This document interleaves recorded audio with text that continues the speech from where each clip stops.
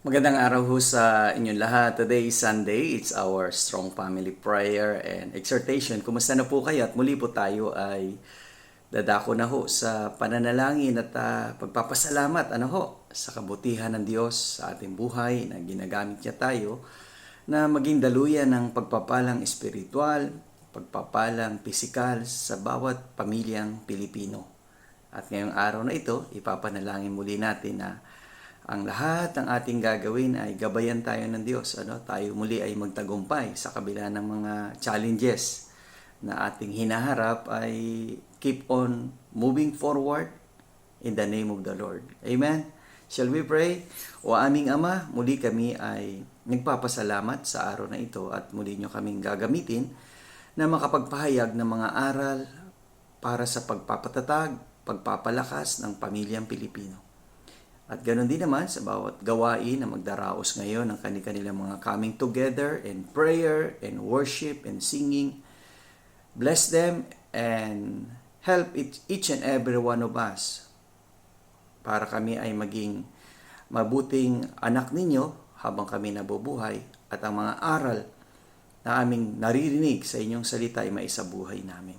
Sa pangalan ni Jesus. Amen. Okay.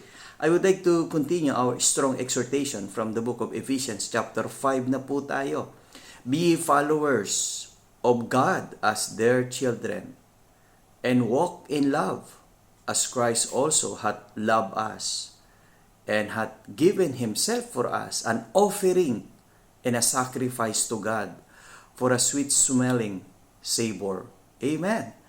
Ito po yung patutuo ni Apostle Paul sa Church of Efeso na sila ay sama-sama na maging tagasunod ng Diyos gaya ng minamahal na mga anak. Sabi nga, kung ikaw ay tumanggap na sa ating Panginoong Kristo at pinapasok mo na siya sa iyong puso, sa iyong buhay at naghahari na sa iyong banal na espiritu at namumuhay ka na nang naaayon sa salita ng Diyos, well, welcome to the family of God.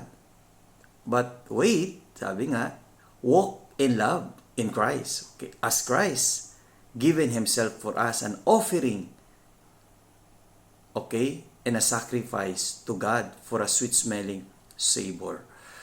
Kailangan natin lumakad sa pag-ibig na binigay sa atin ng Diyos. Ano ito yung pag-ibig na ito? Ito'y apat. Mahalin natin ang Diyos ng buong puso, buong lakas, buong isipan, buong ating kaluluwa. At mahalin din natin ang ating kapwa sa pamamagitan ng pagbibigay ng mabuting patutuo at mabuting aral at mga lasakit sa kanila. Parang kami rito sa Marikina, meron kaming project malasakit sa mga pamilyang taga Marikina. Okay? At dadagdagan pa namin yung mga project namin na yan. Okay? At nawa, tayo patuloy na maging matatag at tayo magsama-sama sa pag-aaral ng salita ng Diyos sa ating mga bahay-sambahan sa araw na ito. And let us all support Strong Family and Happy Family National Family Week celebration this month of September. God bless you.